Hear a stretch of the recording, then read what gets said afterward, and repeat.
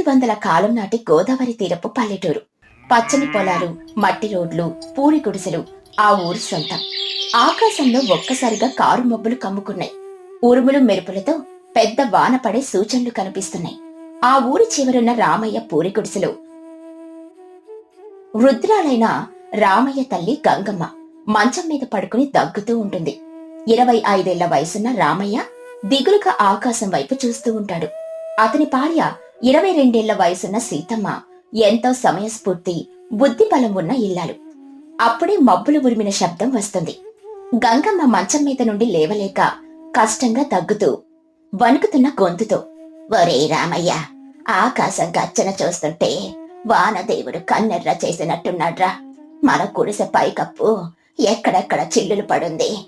ఆ చినుకులు లోపల పడితే ఇంట్లో ఉన్న కొద్దిపాటి జొన్నలు కూడా తడిసిపోతాయిరా తండ్రి. పైగా నా ఒంట్లో ఏమాత్రం సత్తువు లేదు. నీ చలికి నా ప్రాణం నిలిచేలా లేదురా. నాకు ఈ దగ్గు, ఆయాసం ప్రాణాలు తీసేలా ఉన్నాయి. ఏదైనా దారి చూడరా నాయనా. రామయ్య కన్నీళ్లు తుడుచుకుంటూ దిగులుగా తల్లి పక్కన కూర్చుని, అవునమ్మా, నా చేతగాని తనం చూసి ఆ దేవుడు కూడా నవ్వుకుంటున్నాడు. 6 నెలలు రక్తాన్ని చెమటగా మార్చి పొలంలో పని చేశాను. పగలనక రాత్రనక ఆ ఎండలో మాడిపోయాను. తీరా పంట చేతికొచ్చే సమయానికి ఆ వడ్డీ వ్యాపారి రంగయ్య చేతిలో అప్పుల పాలయ్యాను. ఇంటికప్పు బాగు చేయించుకుందామంటే చేతులు చిల్లిగవ్వలేదు. ఈ వర్షం పడితే మన బ్రతుకులు మరింత ఆగమైపోతాయమ్మా. నేను ఏ ముఖం పెట్టుకుని ఈ ఇంటి యజమానినని చెప్పుకోను. నా బ్రతుకు ఎందుకిలా తయారైందమ్మా. సీతమ్మ మట్టి ముంతలో చల్లటి మజ్జిగ తీసుకునొచ్చి ఎంతో ప్రశాంతంగా భర్తకు ధైర్యం చెబుతూ, ఏమండి, ఎందుకంత దిగులు పడతారు? మబ్బు పట్టిన ప్రతిసారి వాన పడదు. కష్టం వచ్చిన ప్రతిసారి జీవితం ఆగిపోదు. ముందు ఈ చల్లటి మజ్జిగ తాగండి. పొద్దస్తమానం ఆ ఎండలో మాడిపోయారు. మీ పేగులు కాలిపోతూ ఉంటాయి. ఈ మజ్జిగ తాగి ప్రాణం కుదుటపరుచుకోండి. రామయ్య మజ్జిగ ముంతను పక్కన పెడుతూ భారంగా నిట్టూరుస్తూ, నా గొంతులో ఈ మజ్జిగ కాదు కదా సీతమ్మ, పచ్చి మంచినీళ్ళు కూడా దిగడం లేదు. నా మనసులో ఉన్న మంట ముందు ఈ చల్లదనం ఏమాత్రం సరిపోదు. మనం నిజాయితీగా బ్రతుకుతున్నాం కదా, మరి మనకెందుకు ఈ కష్టాలు? ఆ వడ్డీ వ్యాపారి రంగయ్య ఏమో దర్జాగా మేడల్లో ఉన్నాడు. మనమేమో ఈ పూరి కొడుసులో ఎప్పుడు ఏమవుతుందోనని భయపడుతూ బ్రతుకుతున్నాం. సీతమ్మ భర్త చేతులు పట్టుకుని చిరునవ్వుతూ, మీరు నిజాయితీగా కష్టపడే మట్టి మనుషులు. మీ చేతులకున్న మట్టి అంటుకున్న ఈ ఇల్లాలు నేనుండగా మన ఇంటికి ఏ ఆపద రాదు. డబ్బున్నవాడికి గర్వం ఉంటుంది, కానీ కష్టపడేవాడికి ధైర్యం ఉంటుంది. అత్తయ్య గారు, మీరేమాత్రం భయపడకండి. నేను ఈ ఉదయాన్నే ఒక పని చేశాను. గంగమ్మ ఆశ్చర్యంగా దగ్గ ఆపుకుంటూ, ఏం చేశావు తల్లి? పొద్దున్నే ఎక్కడికో వెళ్ళావు, మళ్ళీ ఆయాసపడుతూ వచ్చావు. ఏమైందే కోడలా? నేను ఉదయాన్నే ఊళ్ళో వాళ్ళందరి దగ్గర ఉన్న పాత తాటి కమ్మలు, పెద్ద పెద్ద గొంగళ్ళు అన్నీ కూడా అడిగి తీసుకొనొచ్చాను. మన ఇంటి పైకప్పుకి ఎక్కడా చిల్లు లేకుండా నేను దాన్ని కప్పుంచాను. వాన కాదు కదా, వరదొచ్చినా మన ఇంటికి ఏమీ కాదు.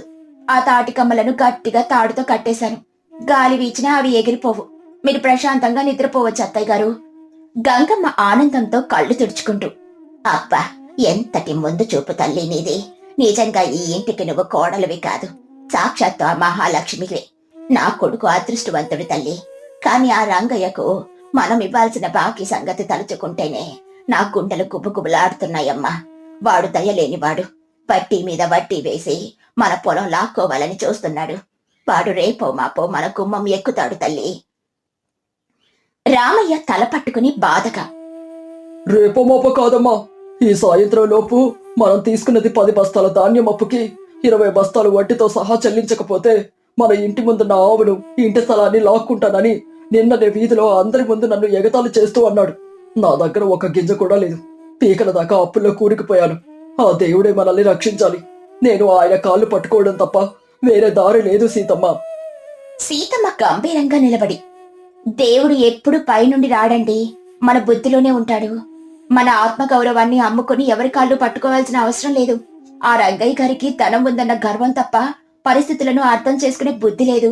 మీరు ధైర్యంగా ఉండండి. ఎవరొచ్చినా నేను సమాధానం చెబుతాను. నా తాళిబొట్టు మీద ఒట్టు. ఈ రోజు మన ఇంటి గౌరవం ఏమాత్రం తగ్గనివ్వను. మీరు ముందు ఆ మజ్జిగ తాగి కాస్త విశ్రమించండి. ఇదిలా ఉండగా ఊరి మధ్యలో ఉన్న పెద్ద పెంకుటింట్లో వడ్డీ వ్యాపారి రంగయ్య, అతని భార్య పార్వతమ్మ దర్జాగా అరుగు మీద కూర్చునుంటారు.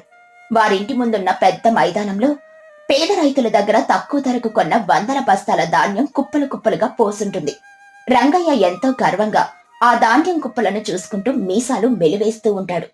రంగయ్య గర్వంగా నవ్వుతూ, చూసావా పార్వతి, మన ఇంటి ముందు పడి ఉన్న ఆ ధాన్యం కుప్పలు చూసావా? ఈ ఊళ్ళో ఉన్న రైతులందరి కష్టం ఆ బస్తాల్లో నిండుంది. వాళ్ళు పొలంలో కష్టపడతారు, నేను నా మెదడు వాడతాను. ఈ 100 బస్తాల ధాన్యాన్ని రేపు ఉదయం పట్నం పంపిస్తే మన ఇల్లు బంగారు నాణాలతో నిండిపోతుంది. నా తెలివి ముందు ఈ ఊళ్ళో ఎవరో పనికిరారు. పార్వతమ్మ చీర కొంగు సర్దుకుంటూ పొగరుగా, అదంతా మీ తెలివితేటలండి. మీరు అప్పులు ఇవ్వకపోతే ఆ జనం ఎప్పుడో పస్తులుండిపోయేవారు. మీరు వాళ్ళ పాలిట దేవుడు. అయినా ఆ రామయ్య బాకీ సంగతి ఏమైంది? వాడు 10 బస్తాలు తీసుకుని 6 నెలలైంది. ఇంకా వడ్డీ కట్టలేదు, అసలు కట్టలేదు. వాణ్ణి అలా వదిలేయడం మంచిది కాదు. రంగయ్య చేతిలో ఉన్న కర్రను నేలకేసి కొడుతూ, వాడి సంగతి ఈ రోజు తేల్చబోతున్నాను పార్వతి. వాడు కట్టలేడని నాకు తెలుసు. వాడి దగ్గర చిల్లిగవ్వలేదు. వాడి ఇల్లు చూస్తే పందిరిలాగా ఉంటుంది, కానీ వాడి ఇంటి ముందు ఒక ఆరోగ్యకరమైన ఆవు ఉంది. అది రోజుకు 10 సార్లు పాలిస్తుంది. ఈ రోజు సాయంత్రం లోపు వాడు అప్పు తీర్చకపోతే ఆ ఆవును మన ఇంటికి తీసుకొని వస్తాను. వాడిని వీధిలోకి పంపించేస్తాను. నా అప్పు తీరాలంటే వాడి ఆస్తి నా సొంతం కావాల్సిందే. పార్వతమ్మ నవ్వుతూ, భలే ఆలోచన చేశారండి. ఆ రామయ్య భార్య సీతమ్మ చూస్తే ఎప్పుడు ఏదో మహారాణిలాగా గర్వంగా నడుచుకుంటూ వెళ్తుంది. ఆవిడ కట్టుకునేది పాత చీరైనా నడకలో మాత్రం ఎక్కడా వంగుబాటు ఉండదు.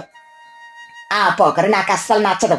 ఈ రోజు వాళ్ళని వీధిలో నిలబెట్టి ఆ సీతమ్మ తల దించుకునేలా చెయ్యాలి.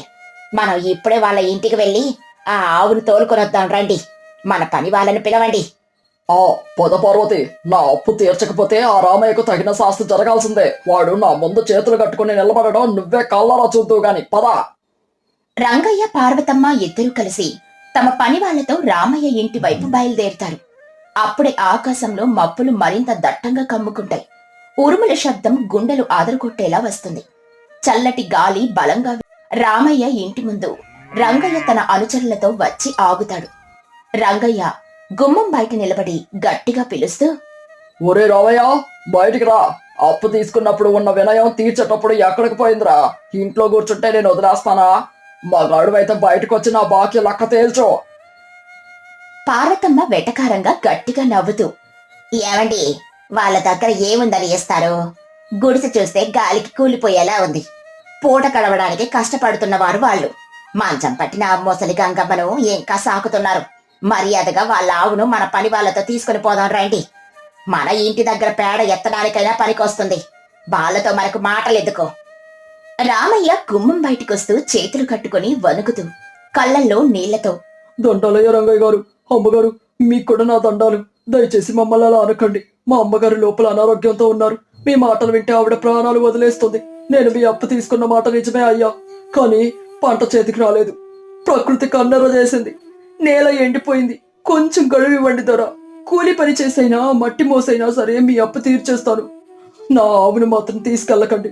అదే నా ప్రాణాధారం. రంగయ్య రామయ్య వైపు తీవ్రంగా చూస్తూ గద్దిస్తూ, గొడవ ఇవ్వాలా? 6 నెలల నుండి ఇదే మాట చెబుతున్నావురా రామయ్య?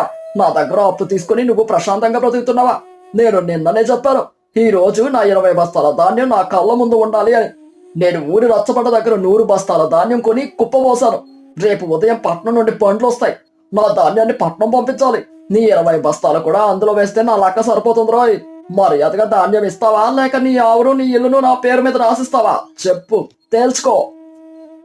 పార్వతమ్మ నవ్వుతూ రామయ్యను చులకనగా చూస్తూ, చూసావా రామయ్య, నా భర్త వ్యాపారం ఎలా పెరుగుతుందో?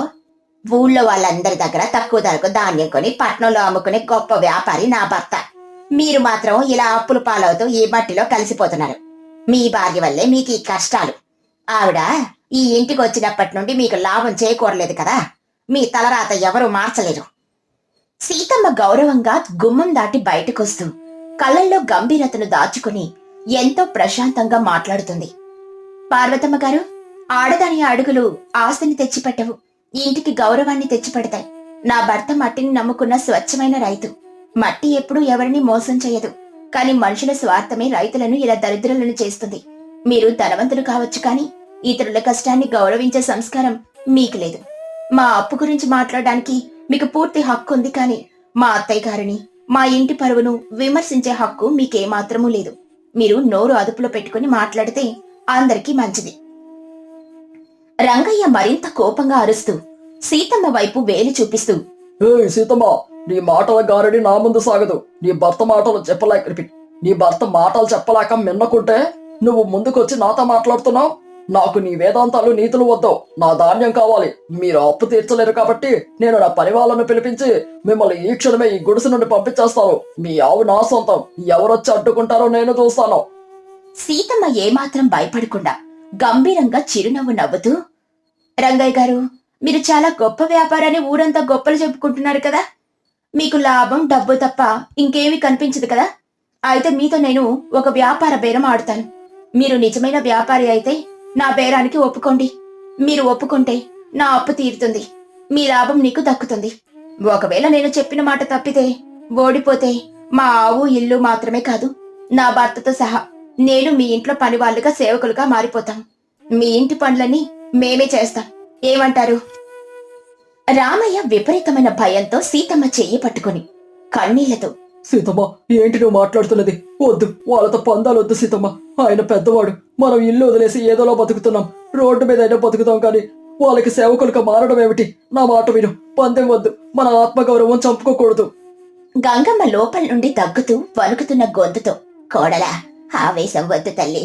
వాళ్ళు పెద్దవాళ్ళు. మనం తల వంచుకొని ఉండాలి. మన తల రాతింతేనని సరిపెట్టుకుందాం తల్లే. వాళ్ళతో పెట్టుకుంటే మన బతుకులు మరింత కష్టాల పాలవుతాయి. సీతమ్మ భర్తను సముదాయిస్తూ అతని కళ్ళు తుడుస్తూ, మీరు నా మీద నమ్మకం ఉంచండి. నేను చెప్పేది వినండి. మట్టిని నమ్ముకున్న ప్రాణాలు మనవే. ఆ మట్టికున్న ముందు చూపు మనకు ఉండాలి. ఆ తల్లి నేల మనల్ని ఎప్పుడు వదిలిపెట్టదు. నా మాట నమ్మండి. ఇక రంగయ్య వైపు తిరిగి సూటిగా కళ్ళలోకి చూస్తూ, ఏమంటారు రంగయ్య గారు? నా బేరానికి మీరు సిద్ధమేనా? నా సవాలు స్వీకరించే ధైర్యం మీకుందా? పార్వతమ్మ ఎగతాళిగా చేతులు తిప్పుతూ, ఓసిని పిచ్చి వేషాలు కోలా, నీ దగ్గర చిల్లి గవ్వలేదు. 10 బస్తాలిచ్చే స్తోమత లేదు. నువ్వు మాకు బేరం పెడతావా? నువ్వు మా ఇంట్లో పని మంచిగా మారిదా నీ వల్ల మాకు లాభం లేదు. ఏమండి, ఆవిడ మాటలు వినకండి. వాళ్ళని ఇక్కడి నుండి పంపించేయండి. వాళ్ళ ఇంటిని లాక్కోండి. రంగయ్య పార్వతమ్మను ఆపుతూ కళ్ళల్లో దురాశ మెరుస్తూ ఉండగా, ఆగు పార్వతి, ఇల్లు ఆవుతో పాటు 2 పని వాళ్ళు జీవితాంతం ఉచితంగా దొరుకుతున్నారంటే ఏ వ్యాపారి వదులుకుంటాడు? వీళ్ళు ఎప్పటికీ నా పొలంలో పని చేస్తూనే ఉంటారు. ఇది నాకు చాలా లాభసాటి బేరం. సరే సీతమ్మ, నీ బేరం ఏమిటో చెప్పు. నువ్వు ఎలాగో నా ముందు ఓడిపోతావు అనుకో. రేపటి నుండి నా పొలంలో మీరు పని వాళ్ళు అవుతారు. చెప్పు, ఏంటి నీ బేరం? సీతమ్మ చాలా ప్రశాంతంగా గర్వంగా, రంగయ్య గారు, మీ ఇంటి ముందున్న మైదానంలో మీ 100 బస్తాల ధాన్యం కుప్పలు కుప్పలుగా పడుంది కదా. ఆ ధాన్యం మీరు రేపు పట్నంలో అమ్మితే 10,000 రూపాయలు వస్తాయి. అవునా? రంగయ్య మీసాలు తిప్పుతూ, అవును, 10,000 కాదు 12,000 రూపాయలు వస్తాయి. నా తెలివి అలాంటిది. నా ధాన్యం నాణ్యత అలాంటిది. దానికి ఇప్పుడేంటి? సూటిగా విషయానికి రా. సీతమ్మ ఆకాశం వైపు చూపిస్తూ, ఒకసారి ఆ ఆకాశం వైపు చూడండి రంగయ్య గారు. మబ్బులు నల్లగా ఎలా కమ్ముకున్నాయో చూడండి. ఉరుములు ఎలా గర్జిస్తున్నాయో వినండి. ఏ క్షణమైన 12 గంటల పాటు ఏకదాటిగా కుంభవృష్టి కురిసేలా ఉంది. మీ 100 బస్తాల ధాన్యం ఆరు బయట ఏ రక్షణ లేకుండా పడుంది. వాటిని మూసి ఉంచడానికి మీ దగ్గర ఎలాంటి చాపలు లేవు. వర్షం పడితే మీ ధాన్యం అంతా తడిసి బురదలో కలిసి నాశనం అయిపోతుంది. ఒక్క గింజ కూడా పట్టడానికి పనికిరాదు. మీ 12,000 రూపాయలు నీళ్ల పాలవుతాయి. మీ వ్యాపారం మొత్తం నాశనం అయిపోతుంది. పార్వతమ్మ కంగారుగా ఆకాశం వైపు భయంగా చూస్తూ, ఏమండి, ఆవిడ చెప్పేది నిజమే కదా. మబ్బులు చాలా దట్టంగా ఉన్నాయి. చల్లగాలి గట్టిగా వీస్తోంది. మన ధాన్యం తడిసిపోతే మనం రోడ్డున పడతాం కదండి. వాన పడితే మన ఆస్తి అంతా పోతుంది. రంగయ్య లోపల భయపడుతూనే పైకి గర్వంగా కవర్ చేసుకుంటూ, ఏ పార్వతి, నువ్వు భయపడకు. ఈ గాలికి ఆ మబ్బులు ఎటో కొట్టుకుపోతాయి. నేను చాలా వర్షాలు చూశాను. ఒకవేళ వానొచ్చినా నేను నా పని వాళ్ళని పెట్టి ధాన్యాన్ని లోపలికి రవాణా చేసి, నువ్వు నా ధాన్యం గురించి భయపడకే సీతమ్మ. నీ బేరం ఏంటో చెప్పు. నన్ను భయపెట్టాలని చూడకో. సీతమ్మ నవ్వుతూ, రంగయ్య గారు, వానొస్తే బయట నుండి మీ ఇంటికి ధాన్యం మోసేలోపు ఆ 100 బస్తాలలో సగం ధాన్యం తడిసిపోతుంది. వాన వేగాన్ని మీరు ఆపలేరు. నా బేరమిదే. మా ఇంటి పైకప్పు పైన ఎన్నో తాటి కమ్మల చాపలు, రబ్బర్ పట్టాలు, 10 పెద్ద ఉన్ని గొంగళ్ళు ఉన్నాయి. ఆ వాన పడితే మీ ధాన్యాన్ని తడవకుండా కాపాడడానికి ఆ చాపలు నేను మీకిస్తాను. నా చాపల వల్లే మీ 12,000 రూపాయల ధాన్యం బ్రతుకుతుంది. అందుకు బదులుగా మీరు నా 10 బస్తాల అప్పును పూర్తిగా రద్దు చేసి అప్పు పత్రాలు ఇక్కడే నా కళ్ళ ముందే చించివేయాలి. ఒకవేళ వాన పడకపోతే మీరు నా చేపలు వాడాల్సిన అవసరం రాదు కాబట్టి నేను మీకు పని మనిషినవుతాను. నా ఆవు, నా ఇల్లు మీ సొంతమవుతాయి. సమ్మతమేనా? మీరు సిద్ధమేనా? రంగయ్య పెద్దగా పగలబడి నవ్వుతూ వెటకారంగా, ఎంతటి అమాయకురాలు సీతమ్మ నువ్వు. వానొస్తే నీ పాత చేపల కోసం నేను 10 బస్తాల అప్పు మాఫీ చేయాలా? అసలు వానే రాదు. ఒకవేళ వానొచ్చినా నేను వేరే వాళ్ళ దగ్గర ఊళ్ళో చేపలు కొనుక్కుంటాను. నీ దగ్గరే అడగాల్సిన కర్మ నాకేంటి? నీ ముందు చొప్పు నా ముందు పనికిరాదు. నీకు వ్యాపారం చేయడం రాదు కదా సీతమ్మ. సీతమ్మ ప్రశాంతంగా గర్వంగా చేతులు కట్టుకొని, మీ ఇష్టం రంగయ్య గారు. మీరు ఊళ్ళో ఎవరి దగ్గరైనా చేపలు కొనుక్కోవచ్చు అనుకుంటున్నారు కదా. కానీ ఈ ఉదయాన్నే నేను ఊళ్ళో ఉన్న ప్రతి ఇంటికి వెళ్లి వాన రాబోతుందని చెప్పి వాళ్ళ దగ్గర ఉన్న చేపలు, గొంగళ్ళు అన్ని అద్దెకు తీసుకుని నా ఇంటి పైకప్పు మీద వేసుకున్నాను. ఇప్పుడు ఈ ఊళ్ళో ఒక్క చేప ముక్క కూడా మీకు దొరకదు. అందరి చేపలు నా గుడిసె మీదే ఉన్నాయి.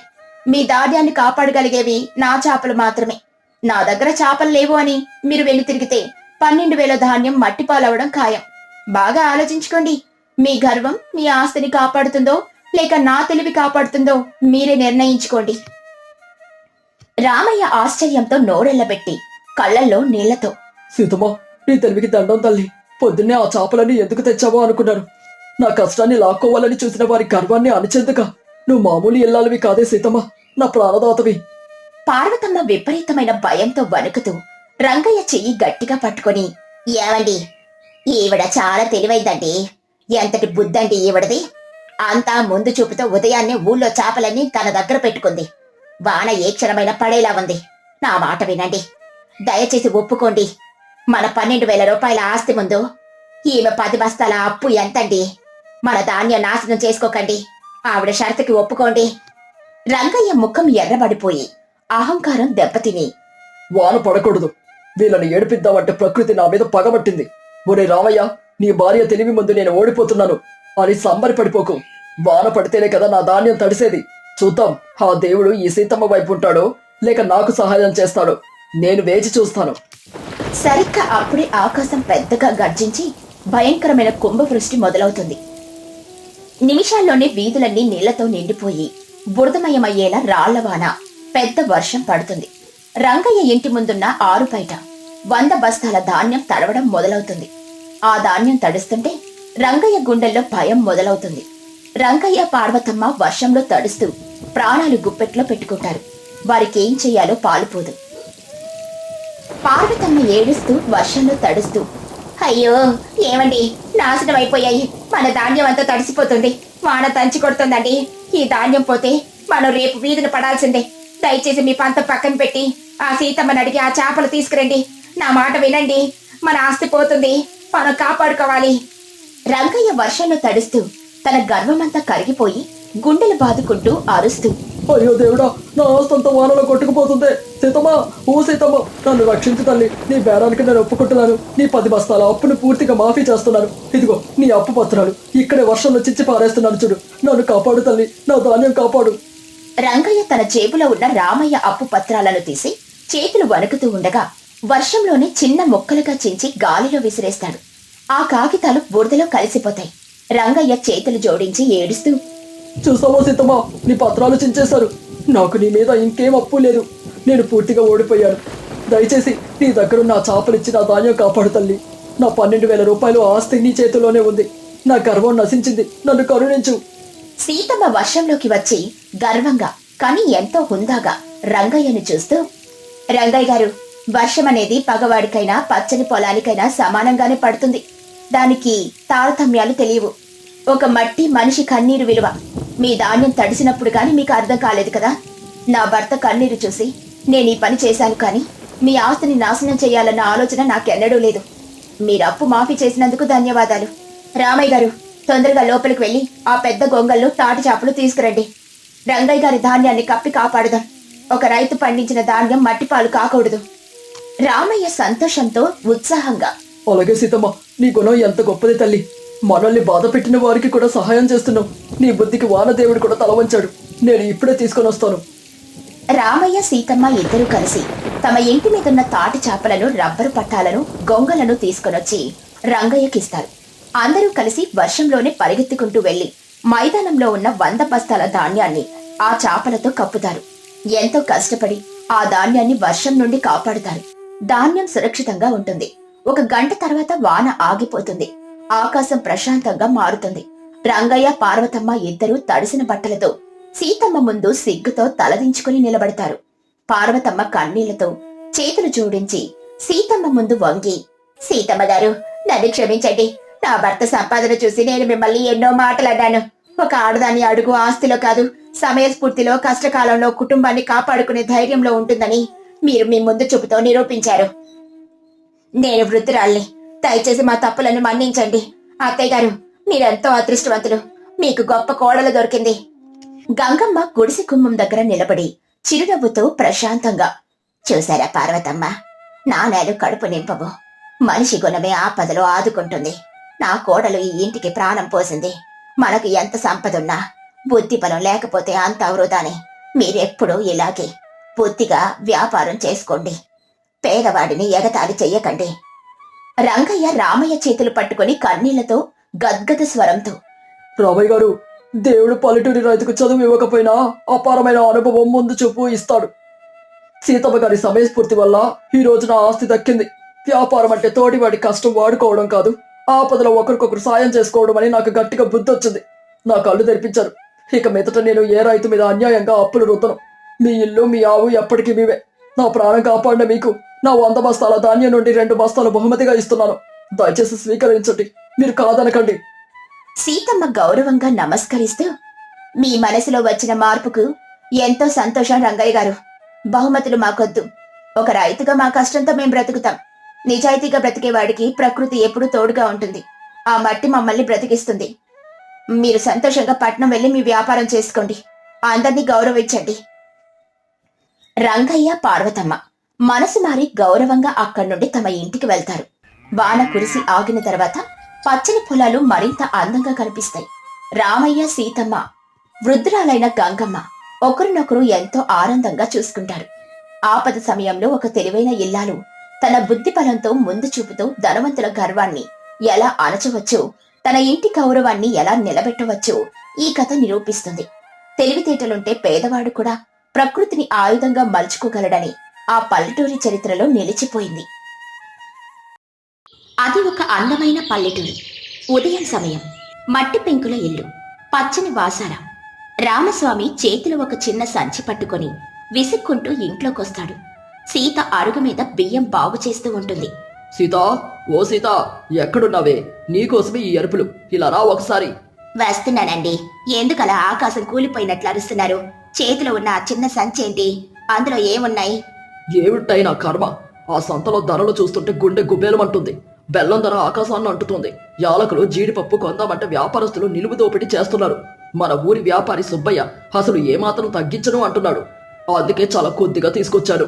అదేంటండి, ఈ రోజు మా అన్నయ్య వెంకయ్య, వదిన లక్ష్మి పండుగకొస్తున్నారు కదా, వారికి భోజనంతో పాటు కాస్త పరమాన్నం చేసి పెడదామని నిన్ననే మీకు వివరంగా చెప్పాను కదా. ఇంత కొద్దిగా సరుకులు తెస్తే ఎలా సరిపోతాయి? ఇవి ఏ మూలకొస్తాయి? పరమాన్నం ఒకటే ఏమిటే? కాస్త పప్పు, ఓ ఆవకాయ పచ్చడి, ఓ కూర వండితే సరిపోతుంది కదా. అతిథులు వస్తే మాత్రం ఉన్నదంతా ఊడ్చి పెట్టాలా ఏమిటి? నా డబ్బులు మంచినీళ్ళలా ఖర్చు అయిపోతున్నాయి. ఇదిగో ఈ సరుకులతోనే జాగ్రత్తగా పాయసం వండు. పాలు కూడా ఎక్కువగా పోయకు, నీళ్లు కలుపు. అక్కడికి పొరిగింటావిడ పార్వతి వస్తుంది. ఆమె మాటలు ఎప్పుడు సూటిగా ఉంటాయి. ఏమిటి రామస్వామి గారు, ఉదయాన్నే భార్య మీద కేకలేస్తున్నారు? ఏమమ్మా సీత, ఏంటా గొడవ? పండుగ పూట ఇంట్లో ఈ అరుపులేమిటి? ఏ లేదులే పార్వతమ్మ, మా అన్నయ్య వాళ్ళు వస్తున్నారు కదా అని పాయసం చేద్దామని సరుకులు తెమ్మన్నాను. వీరేమో పిడికడి సరుకులు తెచ్చి నీళ్లు కలిపి వండమంటున్నారు. నాకేమి పాలు పోవడం లేదు. ఆహా, రామస్వామి గారికి తెలివి చాలా ఎక్కువ. ఏమండి రామస్వామి గారు, మీ పొలాల్లో పంటలు బాగానే పండుతున్నాయి కదా. పనసకాయల్లాంటి ఆవులున్నాయి. ఇంట్లో పాడికి పంటకు లోట్లేదు. అయినా ఈ పిసినార్తనం ఏమిటండి? ఇంటికొచ్చిన ఆడపడుచు బావగారికి కడుపు నిండా భోజనం పెట్టకపోతే ఊర్లో వాళ్ళు నవ్వుకోరు? ఊరి వాళ్ళకేం పని పార్వతమ్మ? వాళ్ళేమైనా నా ఇల్లు గడుపుతున్నారా ఏమిటి? ఎవరి కష్టం వాళ్ళది. నా కష్టార్జితం వృధా చేయడం నాకు ఇష్టం ఉండదు. సరే, మీరు మీ ముచ్చట్లాపి వంట మొదలు పెట్టండి. నేను వెళ్ళి కొట్టంలో పశువులను చూసుకుని వస్తాను. సీత, పార్వతి వంటగదిలోకి వెళ్తారు. ఒక పెద్ద ఇత్తడి గిన్నెలో పాలు పోస్తుంది. సీత, నీ భర్త తీరు ఎప్పటికీ మారేలా లేదు. నువ్వు అదృష్టవంతురాలివి కాబట్టి ఓర్పుతో భరిస్తున్నావు. సరే, వంటలో నేను సాయం చేస్తాను. ఈలోపు నువ్వు ఆ బియ్యం కడుగు. అవును పార్వతమ్మ, ఆయన మనస్తత్వం అంతా డబ్బు చుట్టూనే తిరుగుతుంది. అతిథులకు మర్యాద చేయకపోతే ఇంటికి అరిష్టమని పెద్దలు చెబుతారు. ఆయనకు ఆ మాటలేవి చెవిన పడవు. సరే, ఇవిగో ఈ కొత్త బియ్యం కడిగి పాలలో వేశాను. ఇందాక తెచ్చిన బియ్యం కాస్త దంచుతావా? పాలు బాగా మరుగుతున్నాయి, సువాసన ఇప్పుడే వస్తుంది. ఈ పాయసం చాలా అద్భుతంగా రాబోతుంది. కొంతసేపటికి పాయసం తయారవుతుంది. యాలకులు, నేతిలో వేయించిన జీడిపప్పు వేయగానే ఆ సువాసన ఇల్లంతా వ్యాపిస్తుంది. రామస్వామి వంటగది వాకిలి దగ్గరికి వస్తాడు. అమ్మో, వాసన గుమగుమలాడిపోతుంది. సీత, నెయ్యి మరీ ఎక్కువగా వేయలేదు కదా? పాయసం రంగు భలేగా ఉంది, చూస్తుంటేనే నోరూరిపోతుంది. ఇందాకటి నుండి వద్దని సరిగింది మీరేనా? ఇప్పుడు వాసన చూసి మురిసిపోతున్నారు. అన్నయ్య వాళ్ళు వచ్చే సమయమైంది. వెళ్లి బయట అరుగు మీద కూర్చోండి. ఇంతలో గుమ్మానికి కట్టిన తోరణాలు వైపు నుండి ఎద్దుల బండి చప్పుడు వినిపిస్తుంది. వెంకయ్య, లక్ష్మి వస్తారు. చేతిలో కొన్ని పండ్లు పూలు ఉంటాయి. బావుగారు, బాగున్నారా? పండుగ శుభాకాంక్షలు. ఓహో, రండి బావా రండి. బండి ప్రయాణం ఎలా జరిగింది? దారిలో గుంతలు పూడ్చారా లేదా? వర్షాలకు దారులన్నీ పాడైపోయాయని నిన్ననే ఊర్లో ఎవరో చెబుతుంటే విన్నానులే. అవును బావగారు, దారంతా కొదుపులే. ఆయన మా ఆడబడుచుని చూడాలన్న సంతోషంలో ఆ కష్టమేమీ తెలియలేదు. ఏమా సీత, ఎలా ఉన్నావే? ఇంటి పనులన్నీ ఒక్కదానివే ఎలా చేసుకుంటున్నావు? బాగున్నాను వదినా. మీ రాకతో నా ఇల్లు కలకల్లాడుతుంది. రండి, లోపలికొచ్చి కాళ్ళు చేతులు కడుక్కోండి. ప్రయాణ బడలిక తీరుతుంది. రండి వెంకయ్య గారు, ఎలా ఉన్నారు? మీ ఊర్లో పంటలు ఎలా ఉన్నాయి ఈసారి? వర్షాలు పడ్డాయా? పడ్డాయి పార్వతమ్మ, ఈ ఏడాది చెరువులు నిండాయి. మరి వరి పంట బాగానే చేతికొచ్చింది. అంతా దేవుడిదయ్యా. అందరూ కాసేపు ఊరి ముచ్చట్లు, పంటల గురించి మాట్లాడుకుంటారు. మధ్యాహ్నం అవుతుంది. భోజనానికి సమయం అవుతుంది. అరుగు మీద అందరికీ అరిటాకులు వేస్తుంది సీత. విస్తరలో పప్పు, కూరలు, ఆవకాయ వడ్డిస్తుంది. భోజనాలు మొదలు పెడతారు. కూరలు చాలా కమ్మగా ఉన్నాయే సీత. నీ దస్తూరి పంట ఎప్పుడూ అద్భుతమే. ధన్యవాదాలు వదినా. మీకోసం ప్రత్యేకంగా పాయసం చేశాను. ఒక్క నిమిషం, లోపలికెళ్ళి ఆ గిన్నె తీసుకొనొస్తాను. సీత లోపలికి వెళ్తూ ఉండగా రామస్వామి ఆమెను అనుసరించి వంటగదిలోకి వెళ్తాడు. పాయసం గిన్నెను పట్టుకోబోతున్న సీతను ఆపుతాడు. మెల్లగా రహస్యంగా, సీత ఆగు, ఆ గిన్నె నీటివ్వు, నేను చెప్పేది విను. సీత ఆశ్చర్యంగా, అదేంటండి, వాళ్ళకు పాయసం వడ్డించాలి కదా, తీసుకెళ్తుంటే ఎందుకు అడ్డుకుంటున్నారు? నీకు బుద్ధి లేదు సీత. ఆ పాయసం వాసన చూస్తుంటే నాకే మొత్తం తినేయాలని ఆశగా ఉంది. వాళ్ళు కొట్టిస్తే అంతా వాళ్ళే లాగించేస్తారు, నాకేం మిగలదు. అయ్యో దేవుడా, మీ బుద్ధి ఇంకా మారలేదా? ఇంటికొచ్చిన బంధువులకు వండిన పదార్థం వడ్డించకపోతే ఎంత అవమానం. పైగా అది వాళ్ళ కోసమే వండాను. దయచేసి నన్ను వడ్డించనివ్వండి. నోరుమై, నేను చెప్పినట్లే జరగాలి ఈ ఇంట్లో. ఆ చీకటి కొట్టుగదిలో ఉట్టి మీద పెట్టు. వాళ్ళు వెళ్ళిపోయాక నేను ఒక్కడినే ప్రశాంతంగా తింటాను. ఇది మహా తప్పండి. చేసిన వంటను దాచుకోవడం, అబద్ధం చెప్పడం మనకు మంచిది కాదు. కడుపు నిండా పెట్టకపోయినా కాస్త అయినా రుచి చూపించాలి. నీ నీతి సూత్రాలు నాకు అక్కర్లేదు. వాళ్ళేమైనా అడిగితే పాలు విరిగిపోయాయని చెప్పు, లేదా పిల్లొచ్చి పాలు వలకబోసిందని చెప్పు. ఏదో ఒక కట్టుకథ అల్లు. మర్యాదగా గిన్నెను లోపల పెట్టు. భర్త ఆజ్ఞను మీరలేక సీత కళ్ళనీళ్లు పెట్టుకుంటూ ఆ పాయసం గిన్నెను తీసుకెళ్లి ఎవరికీ కనిపించకుండా చీకటి కొట్టు గదిలో పై భాగాన ఉన్న ఉట్టి మీద పెడుతుంది. రామస్వామి తొందర పెట్టడం వల్ల ఆమె ఆ గిన్నె మీద మూత పెట్టడం మర్చిపోతుంది. ఇద్దరు బయటకొస్తారు. ఈ అమ్మా సీత, ఏమైంది? ఏదో తెస్తానని లోపలికి వెళ్ళి ఎంతసేపు ఉన్నావు? రామస్వామి నటిస్తూ, అయ్యో బావా, ఎంత కష్టం వచ్చి పడింది. మీకోసం సీత ఉదయం నుండి కష్టపడి పరమాన్నం వండింది. కానీ పొయ్యి మీద నుండి దించుతూ ఉండగా ఎక్కడి నుండి ఒక పిల్లొచ్చి అడ్డుపడింది. గిన్నె జారి కింద పడిపోయింది. అంతా నేలపాలైంది. మీకు పెట్టే అదృష్టం లేకుండా పోయింది. అరేరేరేరే, పాపం సీత ఎంత కష్టపడిందో. పర్వాలేదులేమ్మా, దీనికెందుకు అంత బాధపడతారు? ఈ భోజనం కూడా చాలా అమృతంగా ఉంది. మాకే అసంతృప్తి లేదు. అవునమ్మా సీత, నువ్వు బాధపడకు. మేమేం పరాయి వాళ్ళం కాదు కదా. ఈ పప్పు, ఆవకాయ మాకు పరమాన్నం లాంటివి. సీత ఏమీ మాట్లాడలేక నేల చూపులు చూస్తూ భోజనం వడ్డిస్తుంది. భోజనాలు సాయంత్రం అవుతుంది. చీకటి పడుతుంది. అందరూ పడుకోవడానికి సిద్ధమవుతారు. వెంకయ్య, లక్ష్మి వాసారాలో మంచాలు వేసుకుని పడుకుంటారు. రామస్వామి, సీత లోపలి గదిలో పడుకుంటారు. రామస్వామి చిరునవ్వుతో, చూసావా నా తెలివితేటలు? ఎంత అద్భుతమైన నాటకం ఆడానో. రేపు తెల్లవారుజామునే లేచి ఆ పాయసం అంతా నేనే కుమ్మేస్తాను. ఒక చుక్క కూడా వదలను. మీరు చేసిన పనికి నా మనసు కాలిపోతుంది. అతిథులకు పెట్టకుండా దాచిన ఆ పాయసం మీకు అరుగుతుందా? అందులోనూ గిన్నె మీద మూత కూడా పెట్టలేదు. ఏమవుతుందో ఏమో. నా అరుగుదల గురించి నువ్వు బెంగ పెట్టుకోకు. ఏ రాయి తిన్నా అరిగించుకునే శక్తి నా సొంతం. మూత పెట్టకపోతే ఏమైంది? కొట్టు గదిలోకి ఎవరొస్తారేంటి? నువ్వు ఇక పడుకో. రాత్రి గడుస్తుంది. అర్ధరాత్రి సమయం. ఊరంతా నిశ్శబ్దంగా ఉంది. ఆ చీకటి కొట్టుగదిలో పైకప్పు మీద ఉన్న ఒక బల్లి జారిపోయి సరిగ్గా ఆ పాయసం గిన్నెలో పడుతుంది. ఆ పాయసమంతా అపవిత్రం అయిపోతుంది. తినడానికి ఏమాత్రం పనికి రాకుండా పోతుంది. తెల్లవారుజాము అవుతుంది. కోడి కూసే సమయం. రామస్వామికి నిద్ర పడదు. పాయసం మీదే అతని మనసంతా ఉంది. నెమ్మదిగా లేచి ఎవరికీ వినిపించకుండా అడుగులు వేస్తూ గదిలోకి వెళ్తాడు. అక్కడ చిన్న దీపం వెలిగిస్తాడు. రామస్వామి తనలో తాను, ఓహో, నా అదృష్టం. ఇప్పుడే ఈ పాయసం గిన్నెను బయటకు తీసుకెళ్లి తీరిగ్గా తింటాను. వాసన ఇంకా అలాగే ఉంది. గిన్నెని ఒట్టి మీద నుండి కిందకు దించుతాడు. వెలుతురులో గిన్నె లోపల చూస్తాడు. అతని కళ్ళు తేలేస్తాడు. గుండాగినంత పనవుతుంది. అయ్యో దేవుడా, ఇదేమిటి? నా కర్మ కాలిపోయింది. ఎంత అన్యాయం జరిగిపోయింది. నా నోటికాడు ముద్ద నేలకు రాలిపోయిందే. అతని గట్టి అరుపులకు సీత ఉలిక్కిపడి లేచి పరిగెత్తుకుంటూ వస్తుంది. బయట అడుగు మీద పడుకున్న వెంకయ్య, లక్ష్మి కూడా మేల్కొని లోపలికొస్తారు. పక్కింటి పార్వతి కూడా అప్పుడే ఇంటి ముందు ముగ్గు వేస్తూ ఆ అరుపులు విని వస్తుంది. ఏమైందండి? ఎందుకలా అరుస్తున్నారు? ఇల్లంతా దద్దరిల్లేలా కేకలు వేస్తున్నారు. బావగారు, ఏమైంది? ఏమైనా దొంగలు వచ్చారా ఏమిటి? దొంగలు రాలేదు బావ. నా తల రాతే దొంగిలించబడింది. ఈ పాయసం చూడు. నిన్ననే పాయసం గిన్నె కింద పడిపోయింది అన్నారు కదా, మళ్ళీ ఈ గిన్నె ఎక్కడిది? ఇందులో ఏదో పడినట్లుంది. ఆ గిన్నెలో చూడండి, ఒక బల్లి పడుంది. పాయసం అంతా పాడైపోయింది, అపవిత్రమైపోయింది. అసలు ఈ గిన్నె ఎక్కడి నుండి వచ్చింది? సీత ధైర్యం తెచ్చుకుని, నేను చెబుతాను వినండి. నిన్న మీకోసం చేసిన పాయసం కింద పడలేదు వదినా. మీకు వడ్డించడం ఇష్టం లేక ఈయనే ఈ గిన్నెను ఈ చీకటి గదిలో దాచిపెట్టమన్నారు. మీకు అబద్ధం చెప్పమన్నారు. ఇప్పుడు ఆ దాచిన పాయసంలో బల్లి పడి తినడానికి వీలు లేకుండా పాడైపోయింది. అందరూ ఆశ్చర్యంతో రామస్వామి వైపు చూస్తారు. రామస్వామి తలదించుకుంటాడు. బావగారు, ఎంత పని చేశారు? మన ఇంటికి వచ్చే అతిథులు దేవుడితో సమానం. వారికి ఒక ముద్ద అన్నం పెడితే మనకు పుణ్యం వస్తుంది. అలా కాకుండా దాచుకోవడం ఎంతటి స్వార్థం. అవును, వండిన భోజనాన్ని ఇలా చీకటి గదిలో దాచుకోవడం వల్ల ఎవరికి లాభం? 10 మందితో పంచుకుని తింటే ఆ ఆనందమే వేరు కదా. చూసారా రామస్వామి గారు, మీ అత్యాస మీకు ఎంతటి గుణపాఠం నేర్పిందో. అతిథులకు పెట్టకుండా మీరు ఒక్కడే తినాలని ఆశపడ్డారు. చివరికి ఆ పాయసం మీకు కూడా దక్కకుండా పోయింది.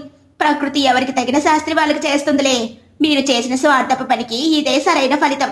నేను నిన్ననే చెప్పానండి, ఇది మంచి పద్ధతి కాదు అని.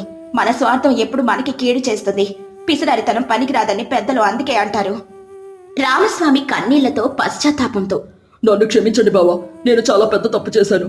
డబ్బు మీద, తిండి మీద నాకున్న అత్యాస నా కళ్ళు మూసుకుపోయేలా చేసింది. మీ అందరి ముందు నన్ను తల దించుకునేలా చేసింది. అతిథులకు పెట్టకుండా దాచుకున్నందుకు ఈ అన్నం నాకు కూడా దక్కకుండా పోయింది. నా అత్యాస నాకు ఈ ఇబ్బందిని తెచ్చిపెట్టింది. ఇక మీదట ఎన్నడూ ఇలా ప్రవర్తించను. నా బుద్ధి తక్కువ పనిని మన్నించండి. జరిగింది ఏదో జరిగిపోయింది బావగారు. మీరు మీ తప్పును తెలుసుకున్నారు. అదే 10,000. ఇక బాధపడకండి. మనసు మార్చుకుని అందరితో కలిసిమెలిసి ఆనందంగా జీవించండి. అందరూ ఆ పరిస్థితిని అర్థం చేసుకుని ప్రశాంతంగా ఉంటారు. రామస్వామి అప్పట్నుండి తన లోభితనాన్ని విడిచిపెట్టి ఇంటికొచ్చిన వారిని ఎంతో ఆదరంతో చూసుకునేవాడు. ఈ కథలోని నీతేంటంటే, అత్యాశ ఎప్పుడూ ప్రమాదాన్ని, నష్టాన్ని తెచ్చి